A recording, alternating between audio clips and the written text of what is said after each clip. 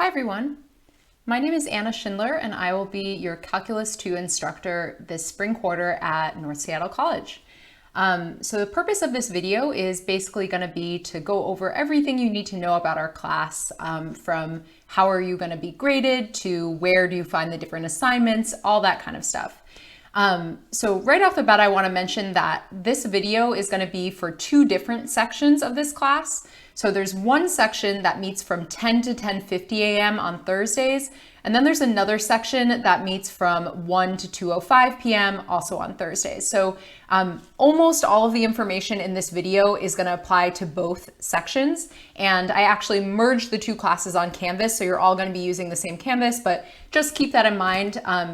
When I mention things like the time that we meet, as well as the final exam date, that is going to be different for the two different classes.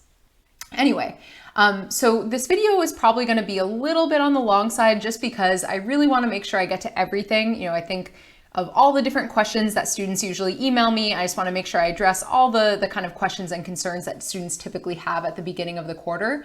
I do really recommend that you watch the whole video because there is a lot of important information in here and you are going to be responsible for all the information in the video. That being said, I will also put, if you look in the description below the video, you'll see some timestamps that will help you to navigate to different parts of the video. So what I would recommend doing is maybe watching the video once all the way through. If you're really busy, you could always put it on in the background while you're doing laundry or something like that, just to make sure that you hear everything that's in the video. And then later, if you need to kind of find out more specific information, like for example, if you don't remember how quizzes work or something like that, then you can navigate back to that section of the video using the links. Okay, so before I get into the stuff about the class, I just want to share a little bit about myself. So like I said, my name is Anna. You can definitely feel free to just call me Anna. I actually prefer that to, Miss Schindler or Professor or whatever. My first name is great. Just call me Anna. I have been teaching at North Seattle College for a little under 3 years now. And then before that, I was living in San Francisco, where I went to graduate school and got my master's in math. And I also taught while I was a grad student there and did some other teaching outside of that as well. And then before that, I'm actually from the Boston area. So I grew up outside Boston and then moved out to San Francisco, moved up to Seattle, and I've been here for about 4 years. So outside of teaching, I really love rock climbing, especially bouldering, and any other activity that gets me outside. So I really love running and hiking. I also, during the lockdown, have been watching a whole lot of TV. I'm sure some of you can relate to that. And then recently I picked up a new hobby of embroidery. So I'm trying to get kind of more into that as well. Okay, so I have both of the syllabi pulled up for this class. I'll probably just mostly stick to one of them, but at the relevant parts, I'll kind of flip back and forth. And then I'll also be going over to our Canvas class, or Canvas shell a lot for this class, and kind of, using the syllabus as an outline and then going into Canvas to really show you how stuff works and where you can find stuff. So as I mentioned, there are two sections of the class. One of them meets from 10 to 10:50. The other one meets from 1 to 2:05. They both meet only once a week. And the reason for that is that the majority of the material in this class is going to be asynchronous, meaning that you do it on your own time. So I'll get a little bit more into that a little later, but basically there will be videos for you to watch and worksheets for you to do. And that's kind of the main part of the class. The weekly meeting is going to be a time for us to get together and do some practice problems. But the videos, I'd say, are probably kind of the most important fundamental part of this class. We'll also be having office hours on Mondays and Thursdays. Office hours are just a time for you to come if you have any questions on the homework or anything else really that you want to talk about. They're from 2:30 to 5 p.m., which is a pretty big window. I made it a big window because I want to kind of be able to accommodate as many different schedules as possible. These office hours are going to be for all three of the classes I teach. So I'm teaching two sections of 152, as well as one section of 142. So that's a pre-calculus 2 class. So when you go to office hours, there may be some pre-calculus 2 students there, which I actually think will be great because I'm sure you all could use a little bit of a refresher on some of your trigonometry. So the textbook for this class is called Calculus Early Transcendentals, 8th edition by James Stewart. The book is optional. I'm not going to be assigning anything directly from the book. I'm not going to be giving you like questions or readings from the book. It's more just kind of a resource for your own study. So for that reason, if you do want to get the book, definitely don't feel like you have to get the newest version and buy it new or anything like that. If you Google, you might be able to find a free PDF. You might be able to buy an older version of the book, whatever you want to do, just to have it kind of as your own resource.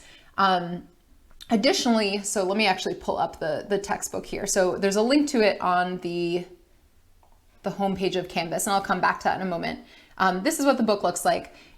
If you do want to purchase a new version of the book, you'll see that there are options for online access. So like Cengage Unlimited, or sometimes they call it different things.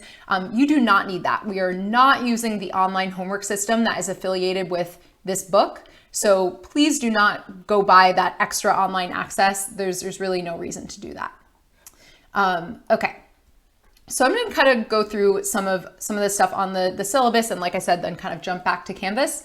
So this is a second class in calculus. So whereas Calculus 1 focused mostly on taking derivatives, this class will mostly be about antiderivatives and kind of all the different applications of that.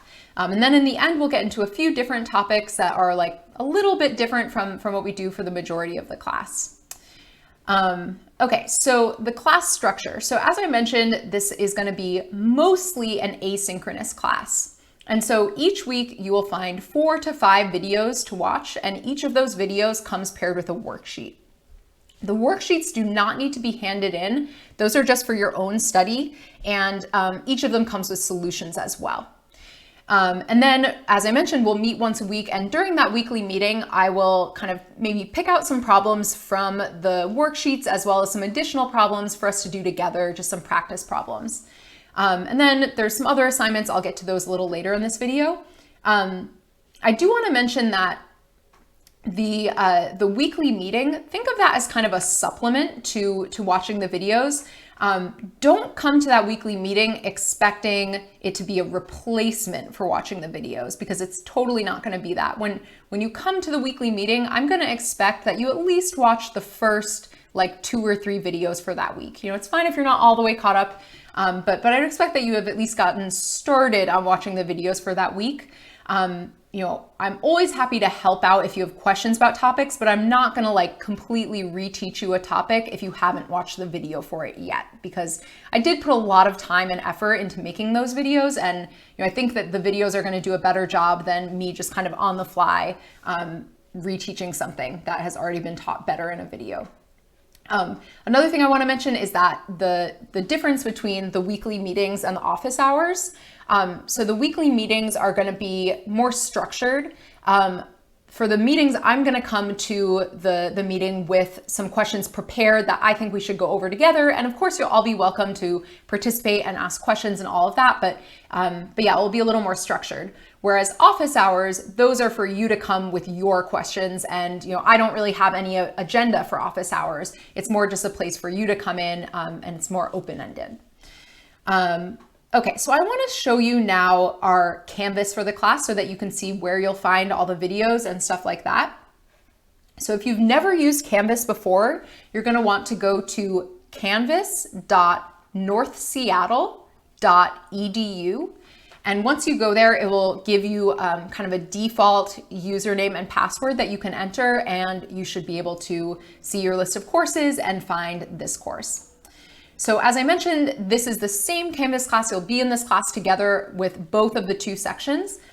So there's a few links that are kind of specific to each class. So there's the link for the 10 a.m. and the 1 p.m. class, and then the office hours link. Those are all separate meetings, so make sure that you're actually using the correct link for the meeting you're trying to join.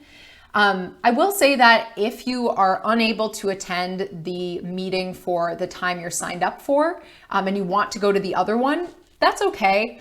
I would like if you try to stick to the one that you're signed up for, just because otherwise it might end up that one section has like 20 people showing up to it and one has like 2 people, and that just won't make for a really good experience for the people for the class with only 2 people. So try to go to the one that you're scheduled for, but if not, it's fine if you want to go to the other one. Here I also have the syllabus. There's separate ones for the 2 sections, office hours, textbook, the exam dates. I'll come back to exams a little later, as well as some other links that you might find helpful down here. And I'll come back to some of those later. But the main place you're going to want to go to on Canvas is the module section. So that's where you'll really find all the materials for each week. So each week I will post a module that has a summary, and I'll show you the summary in a little bit. And then it has all your videos. And so for each video, you'll find some lecture notes.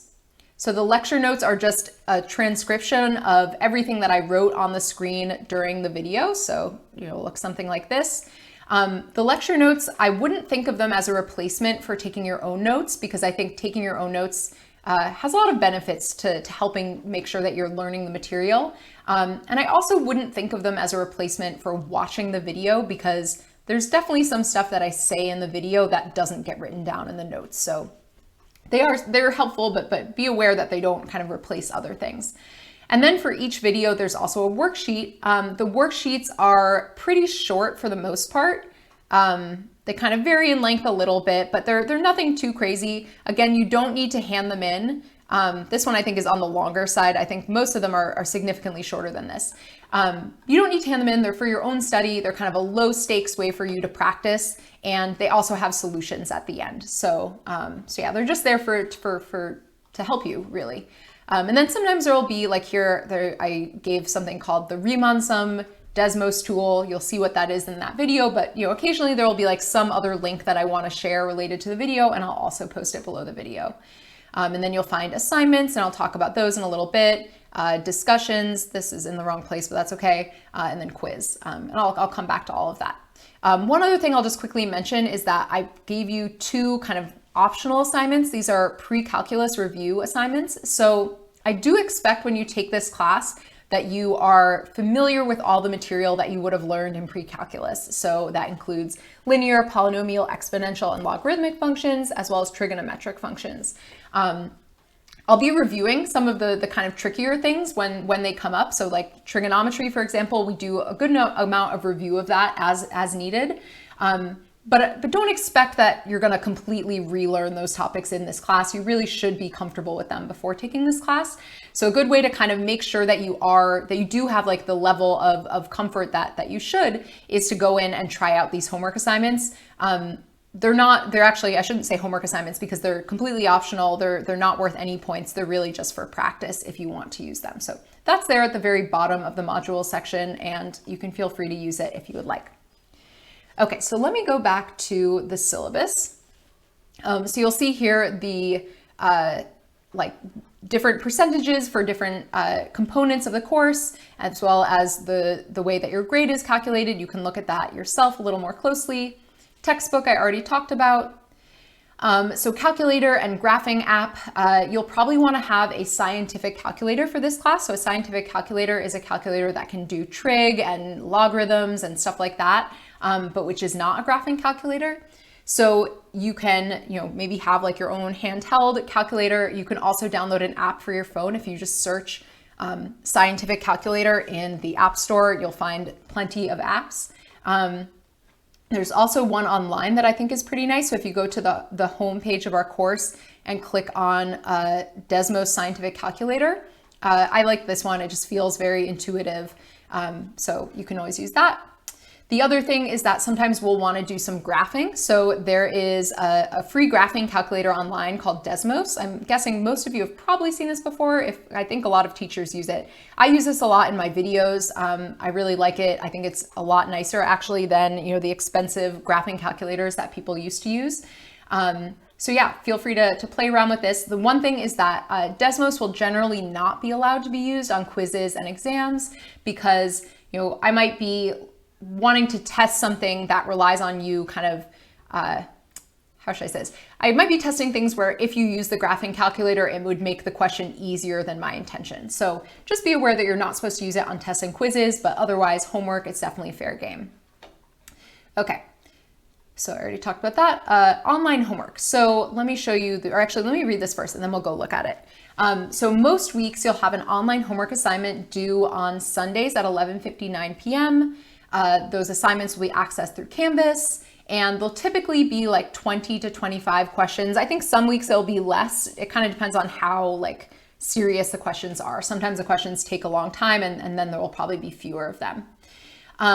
So I highly recommend that you kind of work on these problems throughout the week so that you're reinforcing the topics as you learn them. And I'll show you a little bit of how to kind of plan that out in a moment. You can also turn in homework late. So there's something called a late pass that you can redeem online. Late passes are only for the online homework. They're not for like quizzes or discussion boards or anything like that. They're just for the homework. But when you use them, you don't need to email me. You just use it, no questions asked. And I'll show you how to do that in a second. Okay, so how do you find the online homework? Well, in the module section, if you go down to the assignments, you'll see homework 1 in this case. And the first time you do it, you have to enter your name and then you can start the homework. And so for the homework, there are, and I guess I should say this homework is actually a little longer. It's 30 questions, but it's because a lot of the first questions are really, really quick. But yeah, so for each question, you get 5 attempts. And then once you use up those 5 attempts, it actually just gives you another version of the same question. So you really end up having actually unlimited attempts. Please don't abuse that. I think there's some students who I've seen kind of like just spam it with wrong answers so that it gives you the answer for one version and then try to like take that answer and like translate it for your next version. And that's just not a great way to learn, right? Because you can't do that on like a test. So, I want to give you like as many tries as you want so that you are not like penalized, because I want the homework to be a learning experience. But at the same time, be responsible about it. Make sure you're not setting yourself up for failure in your future classes and assignments and stuff like that. So the homework, you can work on it as you go. So you can kind of do a few problems, leave it, come back. You never need to actually submit the assignment as a whole. You just submit each question individually.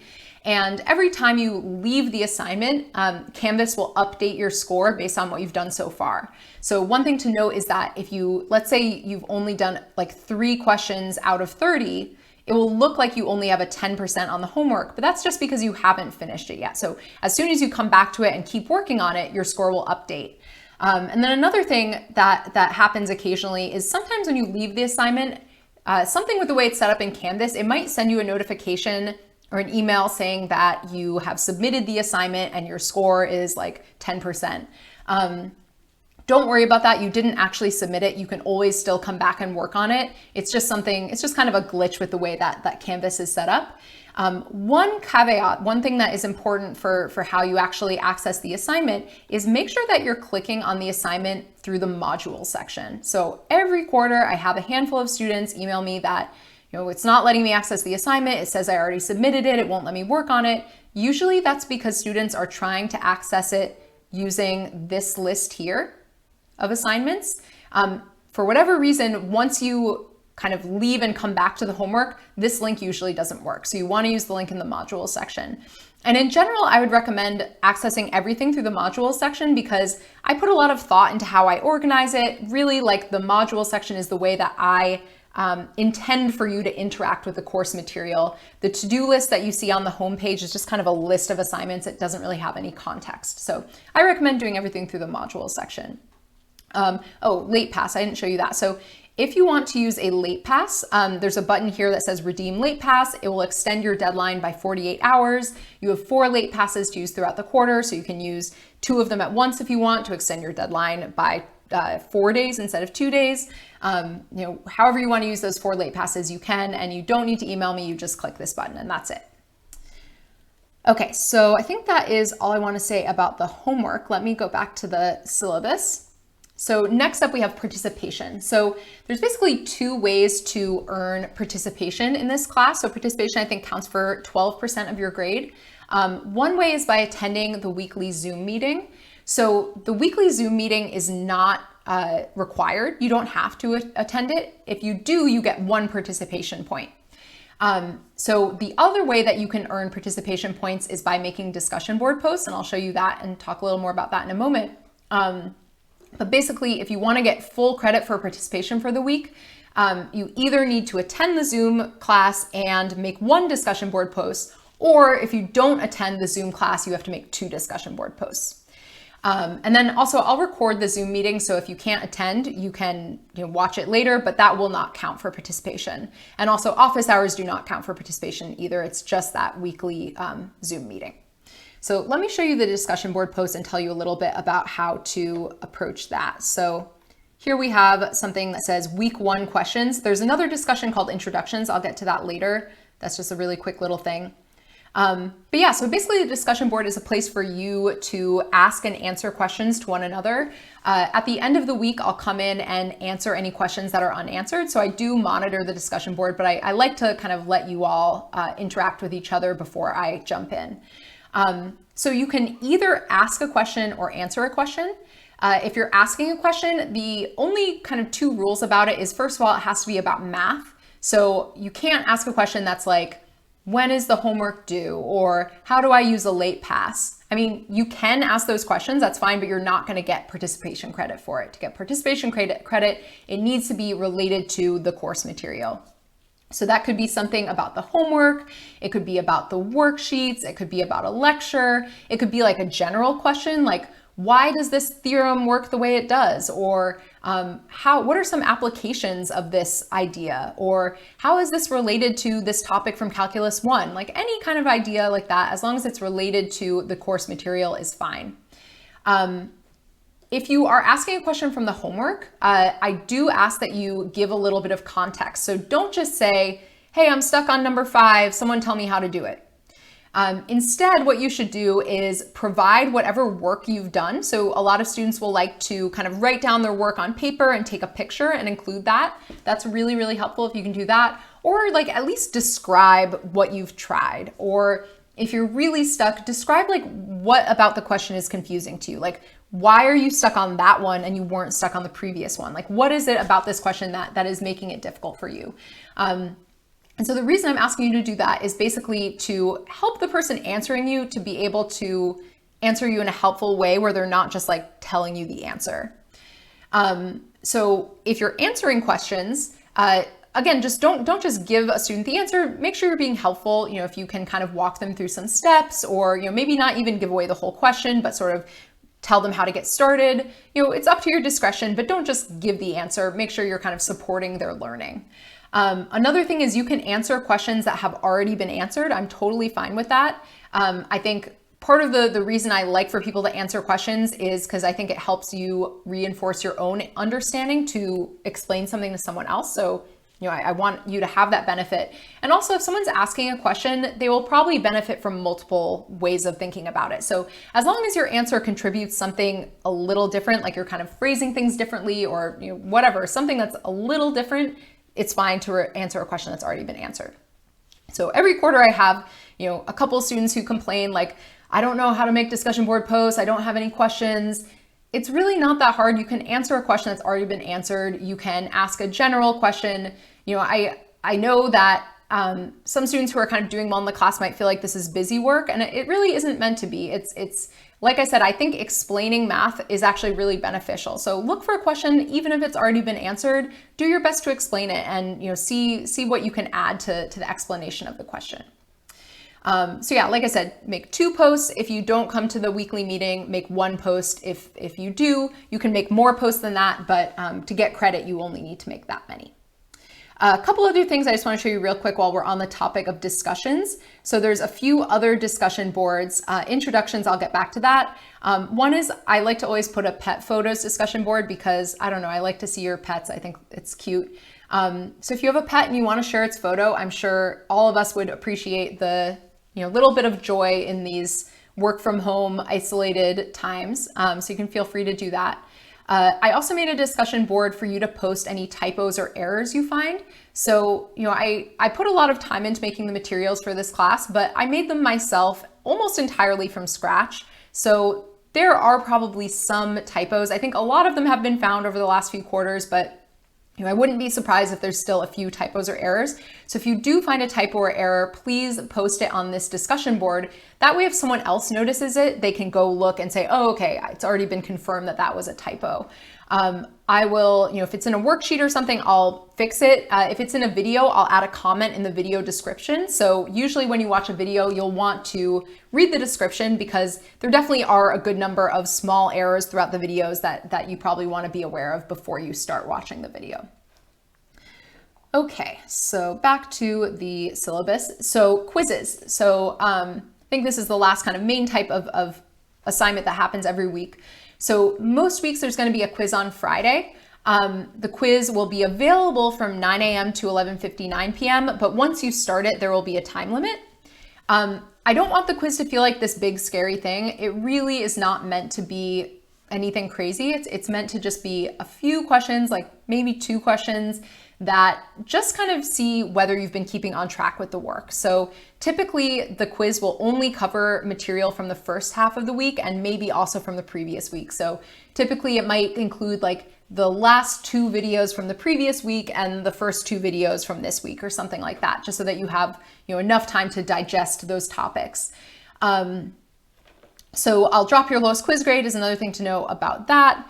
And let me go to where you'll see the quiz on Canvas. So 2 things. So first one is there's a description of the quiz. So this you can access all week. It will tell you exactly what is on the quiz, when the quiz is, what the time limit is. So the time limit is not meant to be the amount of time it takes you to complete the quiz. It's the amount of time that will take you to complete the quiz as well as upload it. So I'm going to talk a little bit more about that process in a moment, but just be aware that like these quizzes are really meant to be like 15, 20-minute quizzes. Like if I were to give them in class, I would give maybe 15 minutes for them. So they're not meant to be a 45-minute quiz. It's meant to be a pretty short quiz. And I just like to give you the extra time so that you're not rushed as you're trying to, take pictures of your work and upload it. So again, that time includes everything. It's not just the time to take the quiz, and definitely keep that in mind. So the quiz itself, you usually won't be able to access this until the day of the quiz. So a few things about the quiz. So like I said, usually there will be like about a 45-minute time limit. I will not accept quizzes via email. You need to submit your file to the correct assignment. It's just a huge headache when I get files coming at me in different ways. It's so much easier when the quizzes are all in one place. And it might sound like a small thing, but I have a lot of students, and grading takes me a long time because I like to be very careful with it. So please upload your quiz here. If you send it to me by email, I'm going to ignore it. I'm not going to grade it. So when you take the quiz, basically you'll click this button and it will give you a link to a PDF that you can download. And then if you have a printer, it would be great if you could print the quiz and write your questions directly on the quiz. If you don't have a printer, that's fine. I just ask that you kind of keep everything neat and organized and clear on separate pieces of paper. And then you can take pictures of your quiz and convert those images to PDFs. I give you a website here that does that for free.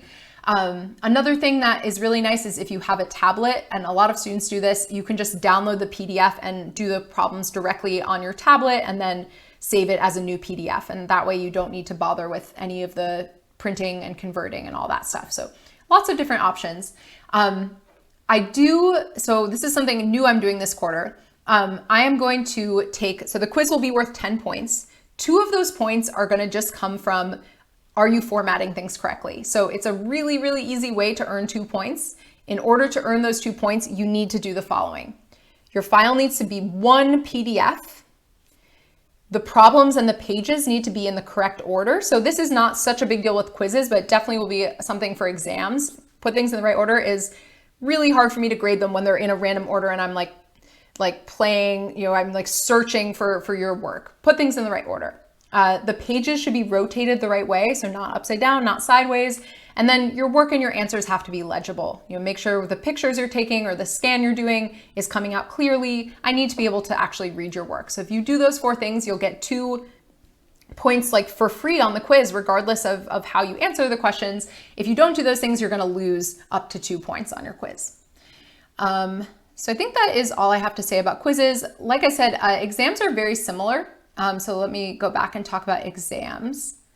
So exams, there's 2 midterms. And by the way, when I sent out, if you were enrolled in the class already, when I sent out a previous email, I emailed out a syllabus and I actually gave the wrong second exam date. So the second exam is actually on Friday, May 28th. So sorry about that. Please change that on your calendar. The midterms will be similar to the quizzes in that they'll be available from 9 a.m. to 11:59 p.m. There will be a time limit, but you can take them whenever you want. The final exams will be during a designated time slot. So if you're in the 10 a.m. section, your final will be on Wednesday, June 16th from 10:30 to 2:30. And then if you're in the 1 p.m. section, where is it? Your final exam will be on June 17th from 1 to 5 p.m.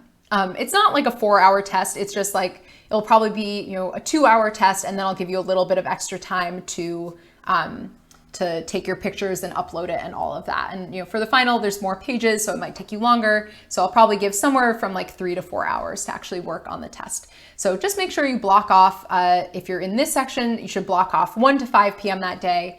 And then if you're in the other section, it was the 16th from 10:30 to 2:30, block that time off. Okay, next thing, I already kind of talked about this, quizzes and exams will be posted as PDFs on Canvas. Yeah, I already talked about all this, so I think we're good on that. So now that we've talked through all the assignments that are kind of for every week, so the online homework, the quizzes, and the discussions, I just want to talk about a few assignments that are special just for this week. So I don't want this to feel like super overwhelming. There's really just a few, and they're pretty quick overall. So one of them is the syllabus quiz. So this is a quiz that basically just tests you on, did you watch this video and or read the syllabus? Do you know about all of the important policies in the class? So this should probably only take you like 5-10 minutes. You can take the quiz as many times as you want. So if you get things wrong, you can retake it, and only your highest score is kept. So I think it's actually pretty easy to get a full score, and this counts as a regular quiz. So it's kind of like a nice boost to your quiz average. Other thing that's special just for this week is introduction survey. So this is a survey that I set up that basically just asks you a bunch of different questions about yourself, things that are just helpful for me to know about the students in the class. So a little bit about your background and your experiences with math. And I ask you to upload proof of your prerequisites. So the fact that you took 151, you need to show me your transcript showing that. One other thing that is in this survey. So I mentioned this by email, but so this class is part of a research study that's based out of Whatcom Community College.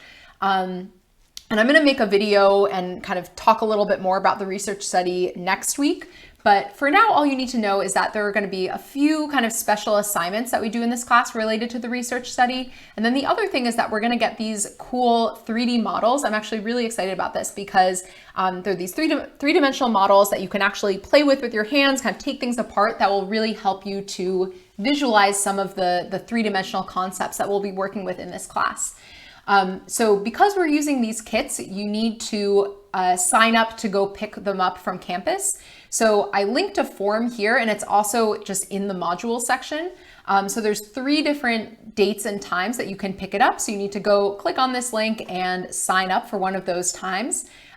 If you don't live in Washington State, then we are able to actually ship the kits to you. So if you do not live in Washington State, then you can write your address in this box, and I'll send that on to the faculty at Whatcom Community College who are organizing this, and they will get your kit sent out to you. And that goes for international students as well. So even if you're living in another country, we can still get that kit shipped to you. I do ask that if it is at all possible for you to come to campus, please sign up that way. But if you're out of state or very far away, then you can provide your address to have it shipped instead. So this probably will take you maybe like 15 minutes, something like that, depending how much time you give to answering some of these questions. And then the last thing that's specific just for this week, let me just mention the link is also here as well to fill out that form to sign up to pick up your kit. One other thing that's special just for this week is that there's an extra discussion called Introduction. So the introduction survey that I just showed you, that's only for me to read. No one else in the class is going to read your answers to that. But because you're going to be interacting with each other in this class, I want you to get the chance to introduce yourselves to each other. So this discussion will just give you a chance to just say, your name and a little bit about yourself so that the other students in the class have some idea of who you are. So those again are just for this week, and hopefully they won't take you too long or feel like too many different assignments. Let me think if there's anything else I want to show you on Canvas before I move on. I think that might be it. If I think of anything else, I'll come back. Okay, so now I'm going to talk a little bit about kind of why I teach the way that I teach. So I like to call that my teaching philosophy. But I like to share this because I want you to kind of know that whenever I make a choice in the way I teach, it's usually for a reason. I'm not saying that everything I do is perfect or anything like that, but I just want you to understand the kind of reasoning behind the way I do things. So the first thing that I believe about math is that math is about understanding, not memorizing. So it's not to say that there won't be some things to memorize. Of course, there will be some things that you probably will want to memorize. But I think in general, the more that you can think about math as a process of understanding and learning concepts rather than all these rules you have to memorize, I think that will just give you a much better experience and will help you kind of retain the information better. So when I teach a concept, it's very, very rare that I'll just give you a formula and not explain where it came from. So usually, I'll give you some motivation, some context, some explanation, something to kind of contextualize that idea. I'll also try to, in my homeworks and exams, not just test, do you know all these kind of rules and formulas, but do you know kind of how to think critically about these topics and apply concepts to different kind of situations. So next one, I think this is probably like the most important of these three things, is that math is not a spectator sport and it isn't easy. So for the first half of that, math not being a spectator sport, what do I mean by that? Well, just like anything else, in order to learn math, you need to do it yourself. You need to get your hands dirty. So, an example I like to give is if you're trying to learn to do something like, say you want to learn to play a particular song on guitar, or you want to learn how to do a particular like skating trick, say you want to learn to do like a kickflip or something, you're not just going to watch a bunch of videos for hours and then just magically be able to do it, right? You have to actually try it yourself. The videos will help you, they'll give you some ideas, but then you have to get out there and actually try it yourself. And you know what, you'll probably mess up a whole bunch of times before you actually are successful, right? And so the same thing is true for math. You can't just expect to just passively sit there and watch someone else do math and that it's somehow gonna like magically jump into your brain. You really need to be willing to put in the work and to actually try things and to fail. Like, this is gonna come up a lot in this class. There's gonna be a lot of times where there are problems that are hard, and like the best way to eventually succeed on them is just to try and make mistakes and see how things don't work and then use that to learn how things do work. So just keep that in mind, that's something you're gonna have to be willing to do. The other thing is that, math isn't easy. I think there is like a lot of people tend to think that either you're a math person or you're not a math person. And if you're a math person, everything's easier for you. If you're not a math person, then, it's always going to be a struggle. And I just think that is a really damaging way to think about things. Of course, like people will find this class different levels of difficulty. That's definitely true. And there's a whole bunch of different reasons for that. And that has everything to do with like your previous experiences with math, your current situation, how much time you have to devote to the class. There's all sorts of things that go into that. But I guess what I would say is that I don't want anyone to think that if you're struggling in that class, that means that like something's wrong with you. I've taken a lot of math classes in my life and I found a lot of them hard. Like I struggled a lot, especially thinking back to high school. I remember like I got a D in math. I felt horrible. I felt like I, was never gonna take calculus. And you know what? I had some good experiences after that boosted my confidence and eventually ended up, getting a master's degree in math and teaching math. So I just don't want you to sell yourself short. If you're having difficulty, I'm here to support you. You have to be willing to put in the work, but you can do it. I really do believe that everyone can do it if they're willing to put in the time and work that it takes. And also just to say, like, this class is hard. It just is. And, I don't want to say that to be discouraging. It's more to just kind of know what you're getting into. Be aware that you probably are going to have to put in a lot of time and effort to this class. And I'm not doing that to make things harder than they have to be. That's just kind of the nature of the material in this course. Last thing, and this unfortunately is not as relevant with meeting online, but I believe that collaboration is really, really important with math. I think being able to talk to each other and kind of work in groups and bounce ideas off each other can be a really, really good way to learn. I think it can feel very lonely when you're just kind of stuck and working on something on your own. So unfortunately, that's a little harder to remedy with online learning, but I think between our discussion boards and our weekly meetings and our office hours, I really hope that no one feels like they have to go it alone as they're learning this stuff. So I really encourage you to lean on each other, to learn from each other, and to reach out when you need help. Don't allow yourself to just feel like you have to do everything yourself. I'm here to help you. Your classmates are here to help you. We're all in this together.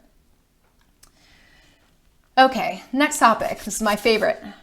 Academic honesty. So this is a big one with online learning. So the internet.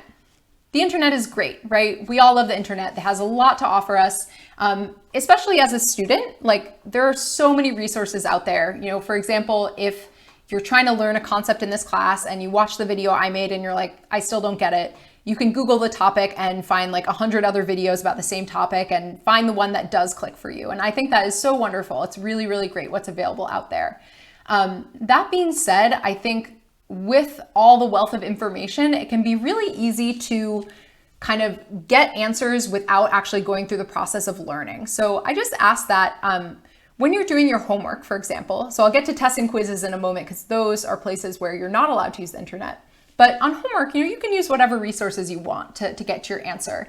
But I would just ask that you kind of think about like what will help you in the long run. So if you're working on a question and you just like don't know what to do and you just Google it and just copy down the answer, maybe you'll get the answer right, but it's not going to help you learn how to do that problem. So if you're going to use the internet, just make sure that you are kind of trying things yourself first, making sure you really understand what's going on, and kind of think of the long game rather than just getting that one homework question correct.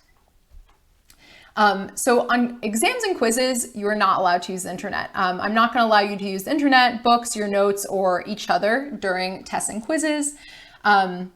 So that is, hopefully that isn't too surprising. So some instructors might not know about everything that's out there on the internet. I'm not going to say I know about everything, but I know about Chegg and Course Hero. I know how to catch people who posted things on Chegg. I catch people all the time. Last quarter, I think 5 people failed the final because they cheated in various ways, 3 of them because they posted on Chegg. So I know about this stuff, and I'm not afraid to give you zeros. And, I think in general, I'm a very nice instructor. I like to give people second chances. I like to kind of give, if someone needs extra help, if they need an extension, I'm usually happy to grant those things. Cheating is where I draw the line. If you cheat on a test or a quiz, the first time you'll get a 0 on that test or quiz. The second time you cheat, you'll get a 0 in the entire class, and I'll report you to student conduct. So please just don't cheat. I find it very disrespectful both to me and to the fellow students in the class.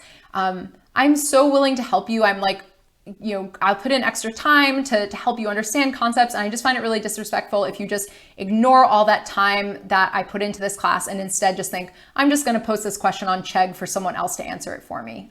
So don't do it. And if you do, chances are you'll get caught and you will regret having done it. Okay, so on the flip side, there are a lot of really good ways to get help in this class.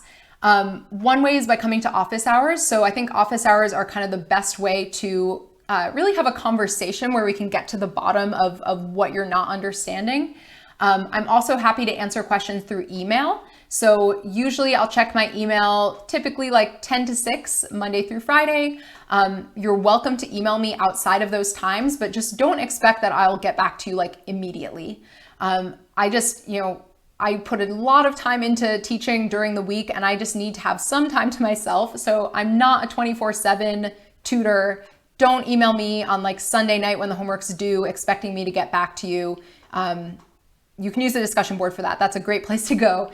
Sunday evening seems like a lot of people post on the discussion board. So yeah, feel free to email me anytime. Just kind of be realistic about your expectations for when I'll get back to you. You can also post questions, like I said, on the discussion board. The Math Learning Center also offers virtual tutoring. So there's a link to that on our homepage here. And I think that's a really great resource that you should take advantage of for sure if you need help. Yeah, so lots of ways to get help in this class. Next up, we have students with disabilities. So if you have a disability and you typically get like extra time on exams or any kind of other accommodation, please contact Disability Services and work with them, and they will send me a letter of accommodation telling me what accommodations to give you. I can't just kind of hand out accommodations without that official Disability Services letter, because that's just kind of unfair to other students. I need to make sure that I do it in kind of a fair way. So if you know that you typically get extra time, please reach out to Disability Services sooner than later, because I think sometimes the process can take a little bit. But once I get that letter of accommodation, I am more than happy to give you whatever accommodations you are, that are listed on your letter. Last thing I want to quickly mention, so if you have to miss our class meeting or an assignment or anything like that for a religious holiday or some other conscience-related event, definitely just let me know ahead of time. And honestly, I'm generally pretty willing to give extensions on certain types of assignments. Quizzes and exams, not so much, but if you contact me ahead of time, I'm usually willing to work with you in rescheduling things. So don't hesitate to email me. I might say no on certain things, but it's worth a try if you have some reason that you need to reschedule something. All right, I think that is about it. I'm sure I forgot something, but definitely feel free to email me if you have any questions that I didn't really get to in this video. And yeah, I'm looking forward to meeting all of you and working with you this quarter.